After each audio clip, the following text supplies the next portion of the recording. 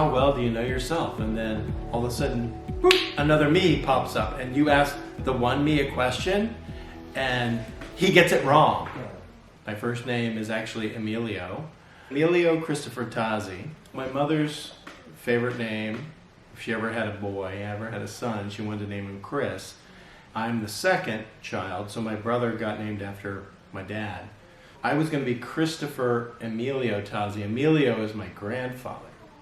Well, wouldn't you know, I was born 13 years to the day he died. My grandmother and my aunt thought it was a sign. Back in the 60s and 70s, you know, it's interesting that they talk about racism and white privilege.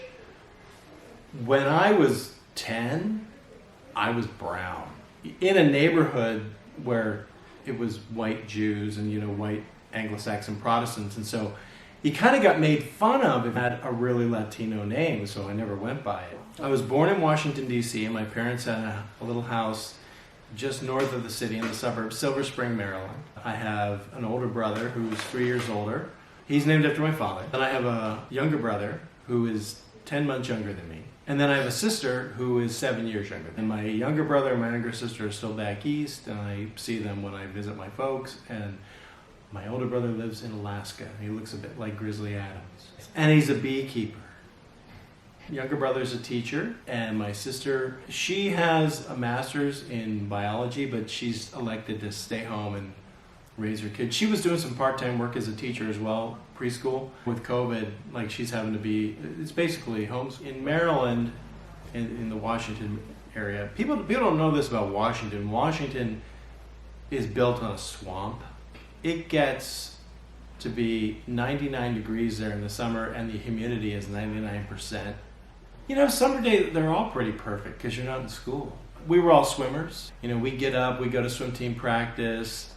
And the cool part about that was, like, swim team practice was like 7, like, by the time I remember, it was like 7:30 because we were the older kids. And then we just hang around after practice waiting for the pool to open. So we were with all our friends, and the pool opened at 10. So we get there early. We could be with our friends like the whole day. And so then our moms would show up about 10:30, 11. They would have lunch or snacks or something. We'd spend the whole day at the pool. And then, you know, summer nights, you know, we'd be it wasn't like now. You could actually run around the neighborhood and, you know, raise all sorts of hell. We were kids. We were mischievous. I mean, we did bad things. I remember one night, I was probably about 14, and one of the lifeguards at our pool, like, he was our super buddy, and then, like, the 1 year and then the second year, he became this, like, snobby, like, he treated us like a jerk. He had this classic Charger, and, you know, Dodge Charger. One night after the pool closed, let all the air out of his tires. We thought it was kind of innocuous, but, like, he had these chrome rims, and we let all the air out. We wrecked the tires, and the rims were getting damaged. And we were kind of sitting up in the woods in the dark. Yeah, we did bad things. But we did good things too. We had a lot of fun.